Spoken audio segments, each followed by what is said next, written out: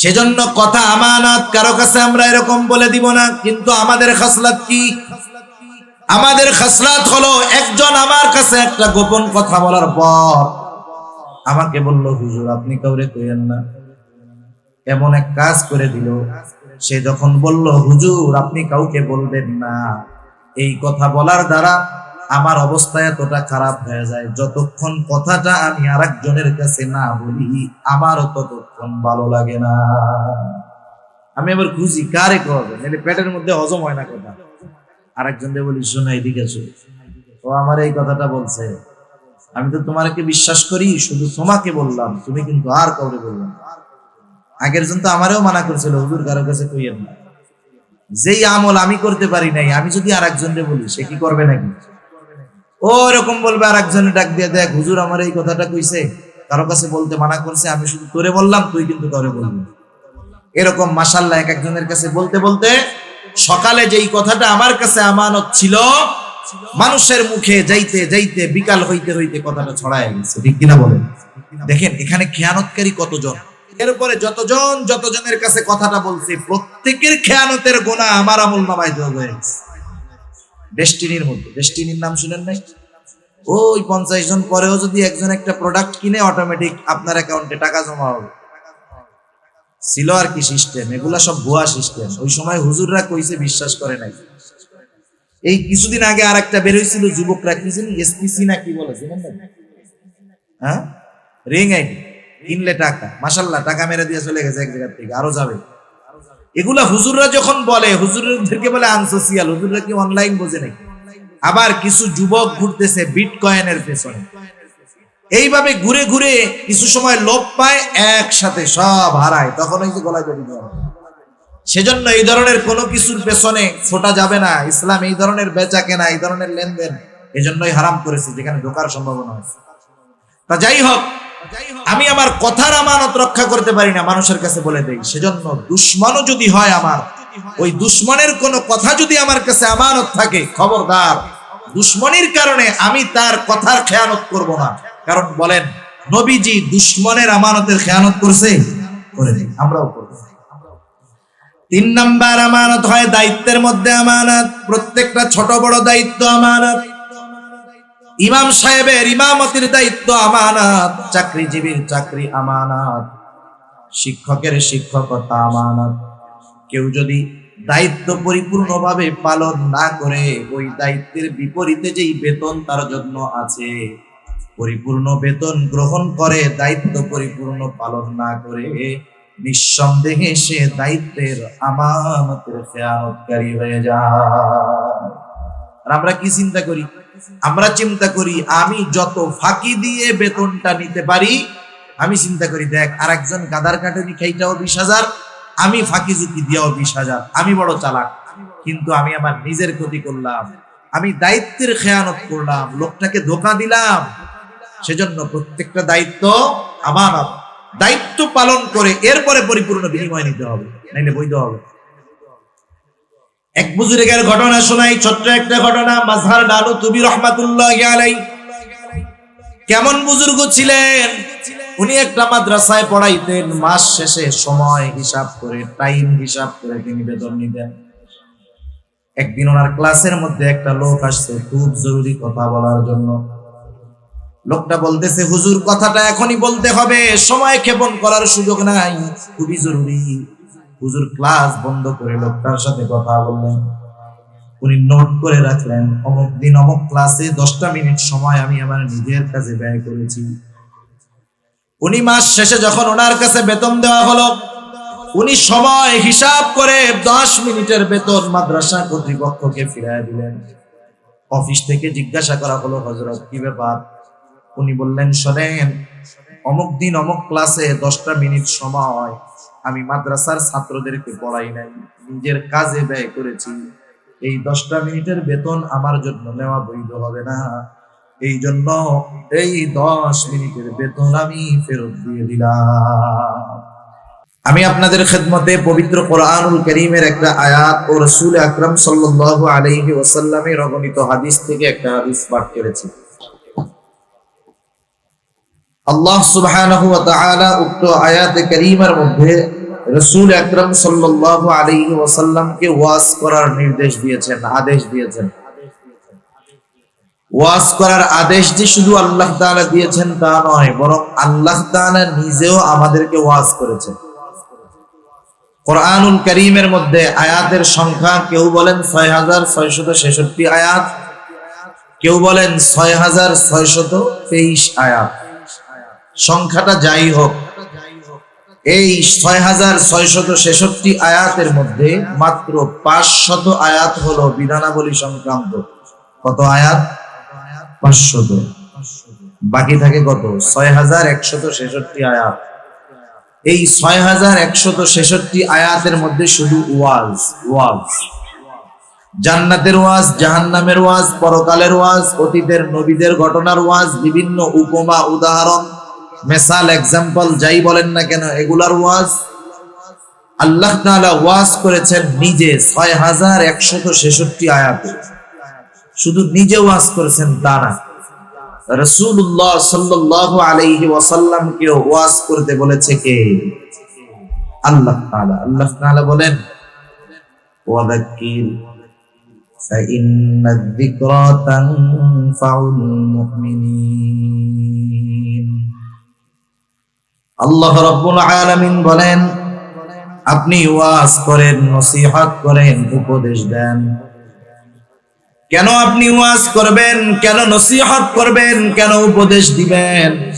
আল্লাহ তাআলাই বলেন, ফাইন্নায যিকরা তানফাউল মুমিনিন। কারণ ওয়াজ, নসিহত, উপদেশ এটা মুমিনদের জন্য উপকারী। এই যে দেখেন যুবকেরা এলাকাবাসীর সহযোগিতায় একত্রে আয়োজন করেছে ওয়াজের আয়োজন, এটা কিন্তু অনেক উপকারী, আমাদের জন্য অনেক উপকারী বিষয় এই ওয়াজগুলা। রাসূলুল্লাহ সাল্লাল্লাহু আলাইহি ওয়াসাল্লাম সেজন্য আমাদেরকে ওয়াজ করেছেন। হাদিসের পাতায় পাতায় রাসূল আকরাম সাল্লাল্লাহু আলাইহি ওয়াসাল্লামের ওয়াজ আছে। আমি আপনাদের খেদমতে রাসূলুল্লাহ সাল্লাল্লাহু আলাইহি ওয়াসাল্লামের একটা নসিহত মাখা ওয়াজ, একটা হাদিস আপনাদের খেদমতে পাঠ করেছি। বড় গুরুত্বপূর্ণ একটা হাদিস, মুসনাদে আহমদের হাদিস। রাসূল আকরাম সাল্লাল্লাহু আলাইহি ওয়াসাল্লাম এই হাদিসের মধ্যে আমাদেরকে গুরুত্বপূর্ণ 4টি নসিহত তথা ওয়াজ করেছেন। 4টি বিষয়ের উপদেশ দিয়েছেন। কয়টি বিষয়? 4টি বিষয়। রাসূল আকরাম সাল্লাল্লাহু আলাইহি ওয়াসাল্লামের ওয়াজ নসিহতের উপরে আমল করতে পারলে প্রকৃত মানুষ হওয়া যায়। হাত পা থাকলেই মানুষ হয় না, চেহারা সুন্দর হলেই তাকে মানুষ বলে না। একজনের যদি চারিত্রিক বৈশিষ্ট্য খারাপ হয়, অনৈতিক ব্যক্তি হয়, জালেম হয়, চরিত্র তার যদি খারাপ হয়, আমরা অনেক সময় তাকে কি বলি? ওইটা মানুষ না, ওইটা মানুষের মতো দেখতে, কিন্তু এটা জানোয়ারের চাইতে খারাপ। আমরা বলি না এরকম? কিন্তু একজন কালো মানুষ দেখতে ভালো না, বংশ ভালো না, কিন্তু তার আখলাক ভালো, আমল ভালো, আদবওয়ালা, আমরা কি বলি? লোকটা যেই বংশের হোক, দেখতে যেমন হোক, ওইটা মানুষের মতো মানুষ। ঠিক কিনা বলেন? তার মানে বোঝা গেল সম্পদ, চেহারা, বংশ এগুলার কারণে মূলত মানুষ বলে মানুষ বিবেচিত হয় না। মানুষ হওয়ার জন্য কিছু গুণাবলীর প্রয়োজন হয়, কিছু জিনিস গ্রহণ করতে হয়, কিছু জিনিস ত্যাগ করতে হয়। যারা কিছু জিনিস গ্রহণ করতে পারে আর কিছু বদ খাসলাত ত্যাগ করতে পারে, এরা দেখতে যেমন হোক, বংশ যেমন হোক, এরা আল্লাহ তাআলার কাছে মানুষ বলে বিবেচিত হয়। ঠিক কিনা বলেন? আর যারা আমরা প্রকৃত মানুষ হতে পারবো, এদের দুনিয়া আখিরাতে কোনো চিন্তা নাই। কারণ প্রকৃত মানুষের মতো মানুষ যারা, এদের দুনিয়া আখিরাতের সব কিছুর জিম্মাদারি কে নেয়? আল্লাহ তাআলা। সেজন্য জীবন গড়ার জন্য, মানুষের মতো মানুষ হওয়ার জন্য আমাদেরকে ভালো কিছু গুণাবলী অর্জন করার দরকার। আমি রাসূল আকরাম সাল্লাল্লাহু আলাইহি ওয়াসাল্লামের যে হাদিসখানা পাঠ করেছি, উক্ত হাদিসের মধ্যে আল্লাহ তাআলা, আল্লাহর নবী প্রকৃত মানুষ হওয়ার জন্য যেই গুণাবলীগুলা দরকার, এর মধ্যে থেকে গুরুত্বপূর্ণ কয়েকটা গুণাবলী আল্লাহর নবী বর্ণনা করেছেন। শুধু তাই না, এই গুণাবলীগুলা যদি কেউ অর্জন করে, তার দুনিয়ার লাভ আছে। এই গুণগুলা অর্জনের মাধ্যমে শুধু যে পরকালে লাভ হবে তা না, দুনিয়াতেও লাভ হবে। দুনিয়া পাওয়ার নসিহত নবীজি করেছেন। এই 4 গুণ যে অর্জন করবে, আল্লাহ রাসূল সাল্লাল্লাহু আলাইহি ওয়াসাল্লাম বলেছেন, দুনিয়ার সম্পদ না থাকলেও দুনিয়ার কোনো কিছু তার মিস হবে না। সুবহানাল্লাহ। তাহলে আমরা দুনিয়া পাওয়ার জন্য হইলে একটু শুনি, কি বলেন? قال رسول الله صلى الله عليه وسلم أربع إذا كنا فيك فلا عليك ما فاتك من الدنيا। রাসূলুল্লাহ সাল্লাল্লাহু আলাইহি ওয়াসাল্লাম বলেন, আরবাউন, 4টি জিনিস, ইদা কুন্না ফিকা ফালা আলাইকা, যখন তোমাদের কারো মধ্যে থাকবে। কয়টা জিনিস? একটু জোরে বলেন, আবার বলেন, কয়টা জিনিস? 4টা জিনিস যখন তোমাদের কারো মধ্যে থাকবে, ফালা আলাইকা, কিন্তু দুনিয়ার কোনো কিছুই নাই। 4টি গুণ আছে কিন্তু দুনিয়ার কোনো সম্পদ নাই। নবীজি বলেন, তাতে কি কোনো অসুবিধা নাই? 4 গুণ আছে, দুনিয়ার কোনো কিছু নাও যদি থাকে, চিন্তা করো না। মা ফাতাকা মিনাদ দুনিয়া, এই 4 গুণ থাকার কারণে দুনিয়ার কোনো কিছু তার হাত ছাড়া হবে না। 4 জিনিস বা 4 গুণ যদি তার মধ্যে থাকে, দুনিয়ার কোনো কিছু হাত ছাড়া হবে না। এটা সাধারণ কোনো মানুষের কথা না। এই কথাটা যে মানুষ বলেছে, গোটা জিন্দেগিতে একটা মিথ্যা কথাও সে বলেনি। সুবহান, তিনি আমার আপনার নবী। এখন 1 নাম্বার প্রশ্ন হলো, দুনিয়ার সম্পদ যদি না থাকে, সম্পদ যদি না থাকে, তাইলে দুনিয়া হাত ছাড়া হইল না, এটা কেমন কথা? আমি 2টা উদাহরণ দিলে বুঝতে সহজ হবে যে দুনিয়াতে থাকলেই খাওয়া যায় না, আর না থাকলেই যে খাইতে পারে না, বিষয়টাও এমন না। কথা বুঝতেছেন আপনারা? একটু দিলের কান সজাগ রেখে, মানে অন্তরের তো একটা কান আছে, কান যে শুধু যে এই চামড়া 2টা কান তা না, এই অন্তরের সাথেও একটা কান আছে। চামড়ার কান দিয়ে শোনা যায়, শ্রবণ করা যায়, কিন্তু বোঝার জন্য হৃদয়ের কানের দরকার হয়। চামড়ার কান তো গরু ছাগলেরও আছে, ওরাও শোনে। গরু ছাগল শোনে না? বরঞ্চ মানুষের চাইতে কিছু কিছু জীবজন্তুর শ্রবণ শক্তির মাত্রা অনেক বেশি। আমাদের শ্রবণ শক্তির একটা লিমিটেশন আছে, তাই না? একটা পর্যায়ে আমরা শুনি, একটা সময় যদি ওই মাত্রা অতিরঞ্জিত হয়ে যায়, অতিরিক্ত আওয়াজ হওয়ার পরে আর আমরা শুনতে পাই না। কিন্তু কিছু কিছু প্রাণী আছে এমন আওয়াজ শোনে যেগুলো আমরা শ্রবণ করতে পারবো, কল্পনাও করতে পারি। তাহলে বোঝা গেল, শ্রবণ শক্তি বেশি হলেই যে একজন মানুষ বুঝতে পারবে তা না। যার অন্তর ঠিক আছে, অন্তরের কান সজাগ আছে, সে বুঝতে পারবে। আর মানুষ যেটা বুঝতে পারে সেটা তার স্মরণ থাকে বেশি দিন, ঠিক না? আপনারা তো অনেক মানে ভার্সিটির পাশে তো শিক্ষিত মানুষ, আপনারা বুঝবেন, এটা বোঝা যাবে। কারণ আপনারা যখন অঙ্ক করছেন, অঙ্ক বলেন তো, অঙ্ক মুখস্থ করলে টিকবে কয়দিন?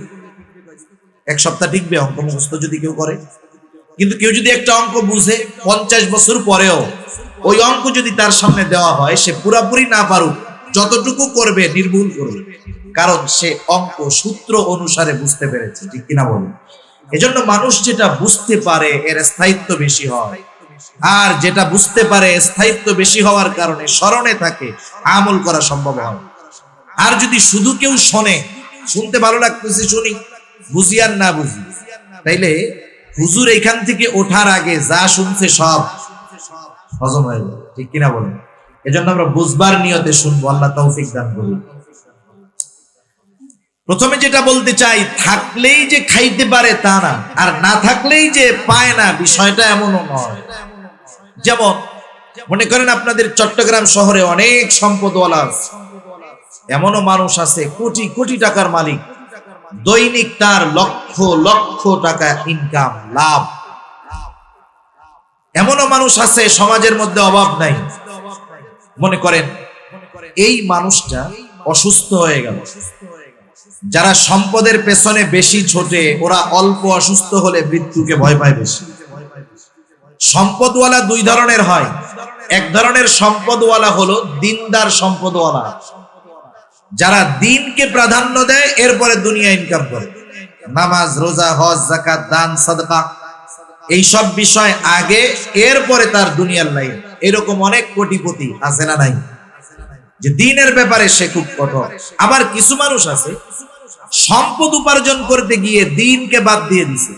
সে দিনকে একটা অপশনাল বিষয় মনে করে, যে সপ্তাহে একদিন জুমা পড়লাম, প্রতি বছর 2 ঈদের নামাজ পড়লাম, মাঝে মধ্যে কেউ মারা গেলে জানাজা পড়লাম, এটাই মনে হয় দিন। দুনিয়ামুখী সম্পদওয়ালা যারা, দিন পরিত্যাগ করে যারা টাকাওয়ালা হয়েছে, এরা মৃত্যুকে বেশি ভয় পায়। মনে করেন লোকটা অসুস্থ হয়ে গেল, আর এখন যেই জামানা, অল্প অসুস্থ হলেই মানুষ ভয় পেয়ে যায় বেশি। দুনিয়ামুখী মানুষগুলা মৃত্যুকে ভয় পায় বেশি। যেমন করোনাকালীন সময়, আপনারা তো শহরের মানুষ, কতটুকু বুঝতে পেরেছেন জানি না, শহরের সম্পদওয়ালা যারা, এরা করোনার ব্যাপারে খুব সেনসিটিভ ছিল। শুধু সেনসিটিভ না, বিশ্ব স্বাস্থ্য সংস্থা ওদেরকে যা বলতো করোনা থেকে বাঁচার জন্য, ওরা তাই করতো। ঠিক কিনা বলেন? বিশ্ব স্বাস্থ্য সংস্থা বলতেছে মাস্ক লাগাইতে হবে, ওরা একটার জায়গায় 3টা লাগায়। মাশাআল্লাহ। বলছে যে ঘন ঘন হাত ধুইতে হবে, হাত যদি না ধোয়া যায় হ্যান্ড স্যানিটাইজার দিয়ে এটারে বারবার মুছতে হবে, একজনের থেকে 3 ফিট দূরত্বে দাঁড়াইতে হবে। যেই মানুষগুলা একটু অতি সচেতন, সম্পদওয়ালা, টাকাওয়ালা, মৃত্যুকে ভয় পায়, এরা ঘর থেকে সহজে বাহির হয় না। বাহির যদি হয় 3-4টা মাস্ক লাগায় একসাথে, এক পকেটের মধ্যে হ্যান্ড স্যানিটাইজার, আর এক পকেটের মধ্যে স্যাভলন। রাস্তায় বের হলে একটু পর পর দেখবেন স্প্রে করে আর তায়াম্মুম করে। দেখেন না আপনারা? এরকম করে। শুধু তাই না, ওই সময় যখন এটা ব্যাপক আকারে সারা দেশে, আপনি যদি কারো পাশে গিয়ে দাঁড়ান, আপনার এসে মানুষ মনে করতো না, মনে করতো এইটাই মনে হয় করোনা, লাভ দিয়া 3 হাত দূরে চলে। ঠিক না?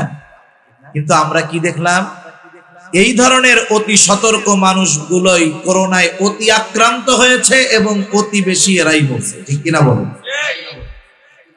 এই মানুষগুলা যখন সামান্য আক্রান্ত হয়, অসুস্থ হয়, এদের মধ্যে ভয় ঢুকে যায়, দৌড় দিয়ে চলে যায় শহরের বড় ডাক্তারের কাছে। ডাক্তারও বোঝে টাকাওয়ালা, আমি যদি ওকে অল্প টাকার ওষুধ দেই, ওর ওতে ইতমিনান হবে না, অন্তরের প্রশান্তি আসবে না। এই জন্য সম্পদওয়ালা, টাকাওয়ালা মানুষ যারা, ডাক্তারেরা ওদের কোনো অসুস্থতা না থাকলেও ইচ্ছা করে 50,000 টাকার টেস্ট দেয়। কারণ দেখবেন টাকাওয়ালারা প্রাউড ফিল করে, আপনার কাছে এসে বলবে চট্টগ্রাম শহরের অমুক ডাক্তারটা খুব বড় ডাক্তার। কেন? বলে আমি যাওয়ার সাথে সাথে আমাকে পরীক্ষা নিরীক্ষা করে 1 লক্ষ টাকার টেস্ট দিয়েছে, খুব বড় ডাক্তার। ডাক্তাররা বুঝে, মাইন্ড বুঝে, এই জন্য বিনা কারণে ওদেরকে পরীক্ষা দেয়, ওরাও কিছু ইনকাম করে। যাই হোক, তাকে পরীক্ষা দেওয়া হলো। 2-3 দিন পর পরীক্ষার ফলাফল নিয়ে, রিপোর্ট নিয়ে ডাক্তারের কাছে হাজির। ডাক্তার রিপোর্টটা দেখে বলে, শোনেন ভাই, আপনার শারীরিক অবস্থা কিন্তু ভালো না। আপনার হার্ট সমস্যা, হৃদরোগের সমস্যা, ডায়াবেটিক্সের সমস্যা, উচ্চ রক্তচাপ, সাথে সাথে কিডনিতেও একটু সমস্যা ধরা দিয়েছে। এখন এর প্রফেশনাল বড় বড় রোগ হলো এইগুলা। ও যখন শুনতে পারছে কিডনি সমস্যা, হার্টের সমস্যা, ডায়াবেটিস, উচ্চ রক্তচাপ, সে প্রচন্ড ভীত হয়ে গেল। ডাক্তার এবার তাকে বলতেছে, শোনেন, আপনি যদি বাকি জিন্দেগি সুস্থ অবস্থায় অতিবাহিত করতে চান, তাহলে আমি যেই প্রেসক্রিপশন দিব, আমি যা বলবো হুবহু আপনাকে তা শুনতে হবে। এবার ডাক্তার যা বলবে তারা তাই শুনবে, কোনো সন্দেহ নাই। আপনাদের এলাকায় আছে কিনা জানি না, আমি আমাদের ঢাকায় মাঝে মধ্যে দেখি ফজরের আগে উঠে একদল মুরব্বী দৌড়ায়, ট্রাউজার গেঞ্জি পরে দৌড়ায়। কেন দৌড়ায়? ডায়াবেটিক্স হয়ে গেছে, বিভিন্ন শারীরিক সমস্যার কারণে ডাক্তার সকালবেলা দৌড়াইতে বলছে। কারণ একবারে সকালের অক্সিজেনটা থাকে পিওর, গাড়িগুড়ি চলে না, ধুলাবালি থাকে না, পিওর অক্সিজেন নিবেন আর দৌড়াদৌড়ি করবেন। অথচ এই সকালবেলায় ওঠার আদেশ ডাক্তারের আগে কে দিয়েছে? সেই সময় কিন্তু ওঠে নাই। ডাক্তার যখন উঠতে বলছে অ্যালার্ম দিয়ে সে ভোর 4টায় উঠে দৌড়ায়। কিন্তু আল্লাহর ডাকে যদি আগের থেকে সাড়া দিত, এই গজব তারে পাইতো না। ঠিক কিনা? ডাক্তার যা বলবে এখন সে হুবহু তাই শুনবে। ডাক্তার তাকে কিছু ওষুধ দিয়ে বলল, শোনেন, এগুলা সেবন করবেন, সাথে সাথে আগামী 6 মাস আমি যা খাইতে বলি তাই খাবেন। কি খাবেন আপনি? পরিবারের মানুষ যা খায় খাক, আগামী 6 মাস আপনার খাবার হলো আতপ চাউল। চিনেন আপনারা আতপ চাউল? চট্টগ্রামের মানুষ আপনারা তো আতপ চাউল খান। ডাক্তার বলল, শোনেন, আপনি আগামী 6 মাস খাবেন আতপ চাউলের জাউ। জাউ চিনেন? নরম করে পাতলা করে রান্না করে আতপ চাউলের জাউ। এটা কিন্তু খুব প্রোটিন একটা খাবার, খুব উপকারী খাবার। তবে শর্ত হলো, আপনার যেহেতু উচ্চ রক্তচাপের মাত্রাটা বেশি, আপনি আতপ চাউলের জাউ খাবেন, তবে তার মধ্যে লবণ দিতে পারবেন না। এখন আমারে বলেন, মশলা তেল যতই দেন, লবণ যদি খাবারে না হয়, এটা গরু ছাগলেও খায় না। গরু ছাগল যদি কেউ লালন পালন করে থাকেন বুঝবেন, গরু ছাগলকে খাবার দিলে ও আগে অন টেস্ট করে, অন টেস্ট, জিব্বা দিবে ওই জায়গায়, জিব্বা লাগায় যখন দেখবে লবণ হয় নাই, ও খাবে না, আস্তে ওইটার থেকে মুখ ফিরিয়ে নিয়ে চলে যাবে। তাহলে ওই লোকের সম্পদের অভাব নাই। কিন্তু আল্লাহ তাআলা যদি চায়, এমন সিস্টেম করবে, এমন খাবার খাওয়াইতে পারে যেই খাবার গরু ছাগলেও খায় না। ঠিক কিনা বলে? যে কথার জন্য বললাম যে দেখেন, দুনিয়ায় অভাব নাই তার, কিন্তু খাইতে পারে না, কারণ খাইতে দেয় না কে? আবার দুনিয়ায় নাই, তাকে কে খাওয়ায়? আল্লাহ তাআলা খাওয়ায়। কেমনে খাওয়ায়? আমাদের এলাকায় যদি কাউকে ইমাম হিসেবে নিয়োগ দেওয়া হয়, অধিকাংশ ক্ষেত্রে ইমামের খাবারের সিস্টেম হলো, যেই মহল্লার ইমাম তিনি ওই মহল্লার প্রতিটা বাড়িতে এক একদিন ওনার খাবারের ব্যবস্থা। মনে করেন ওনার মহল্লায় 60টা পরিবার আছে, 60টা পরিবার, নিয়ম হলো এক এক ফ্যামিলিতে ওনার খাবার হলো এক এক দিন। 2 মাসে এক বাসায় খাবার খায় কয়দিন ধরে বলেন? একদিন। যেই বাড়িতেই খাবার, আগের দিন ওই বাড়ির চাচি মুরব্বী চাচাকে অথবা তার ছেলেকে বলে, শোনো, আগামী দিন হুজুরের খাবার কিন্তু আমাদের বাড়ি। আমরা নিজেরা প্রতিদিন যা খাই না খাই সেটা ভিন্ন কথা, কিন্তু হুজুর 2 মাসে মাত্র একবার খায়। ইমাম সাহেব, আমরা যা খাই তা তো হুজুরকে খাওয়ানো যাবে না। এক কাজ করো, বাজার থেকে একেবারে খাঁটি ভালো গরুর গোশত আনবা, একটা ভালো মুরগিও কিনে আইনো, রূপসাদা মাছ কিনে আইনো, ইলিশ মাছ কিনে আইনো। যাই হোক, হুজুর একটু বেশি খাওয়া দাওয়া হবে, তো এক কাজ কইরো, ফুলকলি থেকে ভালো একটা দইও নিয়ে এসো। ওই বাড়িতে খাবার, আবার পরের দিন যেই বাড়ি খাবে একদিনই খাবার। এইভাবে হুজুরের চলতেছে, ইমাম সাহেবের চলতেছে। মাসের শেষে হিসাব করলে দেখা যাবে, ইমাম সাহেব 1 মাসে আল্লাহ তাআলা ওনাকে যেই পরিমাণ খাওয়াইছে, ওই খাবার যদি ওনাকে টাকা দিয়ে কিনে খাওয়া লাগতো, ওনার মসজিদ থেকে যেই বেতন দেয়, ওই 1 মাসের খাবার টাকা দিয়ে কিনে খাওয়া লাগলে 6 মাসের বেতন লাগতো। এখন তো ওনার কিনে খাওয়ার সামর্থ্য নাই, কিন্তু খাওয়ায় কে? আমি 2টা উদাহরণ দিলাম আর কি, যে থাকলেই খাইতে পারে এমনটা নয়, আবার দুনিয়ায় সম্পদ নাই, আল্লাহ তাআলা যে খাওয়ায় না, বিষয়টা এমন নয়। এজন্য নবী বলেন, 4টি গুণ তোমরা অর্জন করো। দুনিয়ার সম্পদ যদি নাও থাকে, তথাপি তোমাদের দুনিয়াটা হাতছাড়া হবে না। 4টি গুণ। 1 নম্বর গুণ নবীজি বলেন, আমানাতি, আমানতের হেফাজত করা। 2 নম্বর নবীজি বলেন, সিদকু হাদিসিন, সত্য কথা বলা। 3 নম্বর নবীজি বলেন, হুসনু খলিকাতিন, উত্তম চরিত্রের অধিকারী হওয়া। 4 নম্বর নবীজি বলেন, ওয়াইফাতুন ফি তুমাতিন, হালাল খাবার ভক্ষণ করা। কয়টা হলো? 4টা। 1 নম্বর নবীজি বলেন, হিফযু আমানাতিন, আমানতের হেফাজত করা। খেয়াল দিয়ে শুনবো আমরা, আমানতের হেফাজত গুরুত্বপূর্ণ একটি বিষয়। একটা মানুষ যদি প্রকৃত মুমিন হতে চায়, তাহলে অবশ্যই তাকে আমানতদার হতে হবে, আমানতের হেফাজতকারী হতে হবে। কারণ আমানতের হেফাজত করা এটা প্রকৃত মুমিনের আলামত, আর আমানতের খেয়ানত করা এটা প্রকৃত মুনাফিকের আলামত। রাসূল আকরাম সাল্লাল্লাহু আলাইহি ওয়াসাল্লাম আমাদেরকে প্রকৃত মুনাফিকের আলামতগুলা জানায় দিয়েছেন।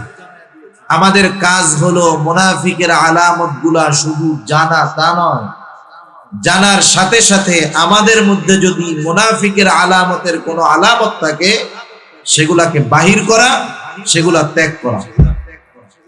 মুনাফিকের আলামত কি? রাসূল আকরাম সাল্লাল্লাহু আলাইহি ওয়াসাল্লাম এক হাদিসের মধ্যে বলেন মুনাফিকের আলামত হলো তিনটা, আর এক হাদিসের মধ্যে নবী বলেন মুনাফিকের আলামত হলো চারটা। প্রকৃত মুনাফিকের এক নম্বর আলামত নবীজি বলেন ইদা হাদাসা কাযাবা।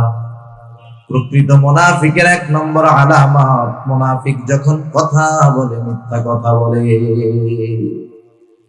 দুই নম্বর নবীজি বলেন ইদা ওয়াদা আখলাফা। মুনাফিক যখন ওয়াদা করে ওয়াদা খেলাফ করে। তিন নম্বর ইদা তুমিনা খানা। মুনাফিকের কাছে আমানত রাখলে আমানতের খেয়ানত করে। চার নম্বর ওয়া ইদা তাখাসামা ফাজারা। মুনাফিকের সাথে যখন কারো তর্ক বিতর্ক হয়, কথা কাটাকাটি হয়, ঝগড়া হয়, মুনাফিক তখন অশ্লীল কথা বলে, বকাঝকা করে। এগুলা প্রকৃত মুনাফিকের আলামত। এখন বলেন আমাদের মধ্যে তো মিথ্যাবাদী আলহামদুলিল্লাহ নাই, নাই তো? না আছে? ওয়াদা খেলাফকারী আছে না নাই? আছে। একজন একজনের থেকে টাকা দান নিছে, টাকা চাই ভাই দিয়া দিব না, আগামী মাসের 2 তারিখ, আগামী মাসের 2 তারিখে গেছে। আরে বেটা তোর টিয়া কি মাইরা কামো বেটা, 500 টাকার লেগে এমন করা উস্কালি বেটা, যা যা দিয়া দিব না, আগামী মাসের 3 তারিখ আইস। মানে আপনি টাকা দিয়ে আরো বিপদে পড়ে যাবেন, চাইলে আরো বিপদ, ঠিক না? এরকম ওয়াদা খেলাফকারী বিভিন্ন ভাবে আছে। এরপরে দেখেন আমানতের খেয়ানত করা, এটা প্রকৃত মুনাফিকের অন্যতম আলামত। অথচ আমানতের হেফাজত করা কতটা গুরুত্ব, রাসূল আকরাম সাল্লাল্লাহু আলাইহি ওয়াসাল্লাম বলেন লা ঈমানা লিমান লা আমানাতা লা। নবীজি বলেন যার মধ্যে আমানতদারিতা নাই তার ঈমান নাই। আমানতদারিতা যার মধ্যে নাই তার মধ্যে মুনাফিকের আলামত আছে, তার ঈমান পরিপূর্ণ না। নবীজি আমানতদারিতাকে ঈমানের সাথে সম্পৃক্ত করেছেন। আপনাদের জিজ্ঞাসা করি, বলেন তো একটা মানুষের আমলের অভাব নাই, নামাজ রোজা হজ যাকাত দান সাদকা কোনো কিছুর অভাব নাই, কিন্তু লোকটার ঈমান নাই। এই আমলগুলা নামাজ রোজা হজ যাকাত দান সাদকা, ঈমান যদি না থাকে কোনো কাজে আসবে? অথচ কারো আমল যদি কমতি হয়, কম হয়, অল্প হয়, ঈমান যদি পরিপূর্ণ থাকে তার কোনো চিন্তা নাই। কারণ রাসূলুল্লাহ সাল্লাল্লাহু আলাইহি ওয়াসাল্লাম বলেন আখলিস দীনাকা ইয়াকফিকাল আমালুল কালিল। নবীজি বলেন তোমার ঈমান খাঁটি করো, অল্প আমল নাজাতের জন্য যথেষ্ট হয়ে যাবে। কিন্তু ঈমান খাঁটি না, ঈমান অসম্পূর্ণ, ঈমানের মধ্যে ত্রুটি, আমলের অভাব নাই, ঈমান পরিপূর্ণ না হওয়ার কারণে হয়তো ওই ব্যাপক আমলগুলা আল্লাহর দরবারে গৃহীত হবে না, কবুল হয়তো হবে না। এজন্য ঈমান যদি পরিপূর্ণ করতে হয় আমাদেরকে আমানতদার হতে হবে। কি হইতে হবে বলেন? আমানতদার।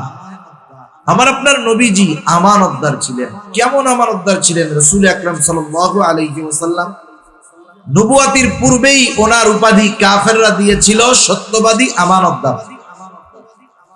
এরপরে যখন রাসূলুল্লাহ সাল্লাল্লাহু আলাইহি ওয়াসাল্লাম নবুয়াত পেলেন, কাফেরদেরকে যখন মূর্তি পূজা ছেড়ে আল্লাহ তাআলার একত্ববাদের দিকে আহ্বান করলেন, বাপ দাদার মন গড়া ধর্ম ত্যাগ করে যখন তাওহীদবাদী ধর্মের দিকে আহ্বান করলেন, আল্লাহর দিকে ডাকলেন, কাফেররা, যেই কাফেরেরা আমার আপনার নবীকে এত মহব্বত করতো, ভালোবাসতো, ওই কাফেরেরা এখন আমার আপনার নবীর দুশমন হয়ে গেল, বিরোধী হয়ে গেল। হরেক রকমের অত্যাচার আমার আপনার নবীজির উপর বারবার মেরে ফেলার অপচেষ্টা করেছে কাফেরেরা। যতই নবীজির সাথে তারা দুশমনি করুক না কেন, শত্রুতা করুক না কেন, দিন শেষে ওই কাফেররা তাদের দামি দামি সম্পদগুলার নিরাপত্তার স্বার্থে যেই নবীজির উপরে অত্যাচার করত, জুলুম করত, কাফেররা দিন শেষে তাদের সম্পদগুলা আমার আপনার নবীর কাছে গিয়ে আমানত রাখতো। নবীজি কি কষ্ট দিত, জুলুম করতো, অত্যাচার করতো, এরপরেও আমানত নবীজির কাছে গিয়ে রাখতো। তাহলে দেখেন আমার আপনার নবীর ব্যাপারে কাফেরদের কেমন সুধারণা ছিল, যে আমরা যতই কষ্ট মুহাম্মদকে দেই না কেন, যতই অত্যাচার জুলুম তাকে আমরা করি না কেন, সে আমানতের খেয়ানত করবে না। কেমন নবী, কেমন আখলাক ওয়ালা নবী। নবীজিও আমানতদারিতার ব্যাপারে কেমন ছিলেন। যখন খাদিজাতুল কুবরা রাদিয়াল্লাহু তাআলা আনহা এবং আল্লাহ রাসূল সাল্লাল্লাহু আলাইহি ওয়াসাল্লামের চাচা আবু তালেব দুনিয়া থেকে চলে গেলেন, আবু তালেবের মৃত্যুর পর কাফেরেরা প্রচন্ড রূপে আমার আপনার নবীর উপর অত্যাচার শুরু করেছে। শুধু তাই না, তারা প্ল্যান করেছে, প্রোগ্রাম করেছে যে মুহাম্মদকে আর দুনিয়ায় রাখা যাবে না, হত্যা করতে হবে। কেমনে করা যায়? শয়তানে ওদেরকে বুদ্ধি দিছে যে শোনো, মুহাম্মদকে হত্যা করবা, এক গোত্রের লোক যাবা না, তোমরা যতগুলা গোত্র আছে সব গোত্র থেকে এক একজনকে এই হত্যাকাণ্ডে শামিল করবা। তাইলে কি হবে? সব গোত্রের যখন অংশগ্রহণ থাকবে, কোন গোত্র অপর গোত্রকে দোষারোপ করতে পারবে না, কারণ সব গোত্রের মানুষই ওইখানে উপস্থিত ছিল, ওই হত্যাকাণ্ডে ছিল, কেউ কিছু বলতে পারবে না, সাহস পাবে না। তারা সিদ্ধান্ত নিল যে অমুক দিন রাতের বেলায় মুহাম্মদকে দুনিয়া থেকে চিরতরে বিদায় করে দেওয়া হবে। এদিক দিয়া কাফেরদের অত্যাচারের মাত্রা যখন বেড়ে গেছে, আল্লাহ সুবহানাহু ওয়া তাআলা আমার আপনার নবীজিকে জানায় রাখছেন, আপনি হিজরতের জন্য প্রস্তুত থাকেন, কিন্তু কোন দিন কোন তারিখে হিজরত হবে আল্লাহ তাআলা জানান নাই। যেই রাত্রে কাফেররা আমার আপনার নবীজিকে হত্যা করার অপচেষ্টা করলো, চতুর্দিক দিয়ে তারা আমার আপনার নবীর ঘর ঘিরে রেখেছে, সবার হাতে খোলা তলোয়ার। আজকে উদ্দেশ্য মুহাম্মদ সাল্লাল্লাহু আলাইহি ওয়াসাল্লামকে দুনিয়া থেকে চিরতরে বিদায় করে দিবে। যেই রাত্রে তাদের ইচ্ছা হলো এইটা, ওই রাত্রেই আল্লাহ তাআলা জানায় দিলেন, হাবিব আজকের রাতটাই হলো আপনার হিজরতের রাত। কাফেররা আমার আপনার নবীর ঘর চারদিক দিয়ে ঘিরে রাখছে হত্যা করার জন্য। তাম দুনিয়ার মানুষ যদি একজনের ক্ষতি করার চেষ্টা করে, আল্লাহ তাআলা যদি তাকে নিরাপত্তা দেয়, বলেন তো সারা দুনিয়ার মানুষ মিলে তার ক্ষতি করতে পারবে? আল্লাহ তাআলা যদি কারো কোনো ক্ষতি করতে চায়, তাম দুনিয়ার মানুষ যদি তাকে নিরাপত্তা দেয়, বিপদ থেকে বাঁচানোর চেষ্টা করে, সারা দুনিয়ার সর্বশক্তি মিলে ওই ব্যক্তিকে আল্লাহ তাআলার বিপদ থেকে কেউ হেফাজত করতে পারবে? আল্লাহু খায়রুন হাফিজা, আল্লাহ তাআলা হলেন উত্তম নিরাপত্তা দানকারী। রাসূল আকরাম সাল্লাল্লাহু আলাইহি ওয়াসাল্লাম চতুর্দিকে কাফেররা ঘর ঘিরে রাখছে। এই অবস্থার মধ্য দিয়ে আল্লাহর নবী আল্লাহ তাআলার আদেশে ওই ঘর থেকে বের হয়ে তাদের সামনে দিয়ে চলে গেছেন, হিজরত শুরু করেছেন। কিন্তু নবীজি হিজরত শুরু করার আগে ঘরের মধ্যে ওনার বিছানায় হযরত আলী রাদিয়াল্লাহু তাআলা আনহুকে রেখে গেলেন। কারণ হলো নবীজি যখন হিজরতের উদ্দেশ্যে রওনা দিবে, তখনও কাফেরদের কিছু সম্পদ আমার আপনার নবীজির কাছে ছিল। হিজরত যে ওই রাত্রে করবে এটা আল্লাহ তাআলা আগের থেকেও জানান নাই। হযরত আলী রাদিয়াল্লাহু তাআলা আনহুকে আমার আপনার নবী বলে গেলেন, ও আলী, এই সম্পদগুলা যথাযথভাবে তাদের মালিকের কাছে পৌঁছায় দিবা, এরপরে তুমি মদিনায় যাবা।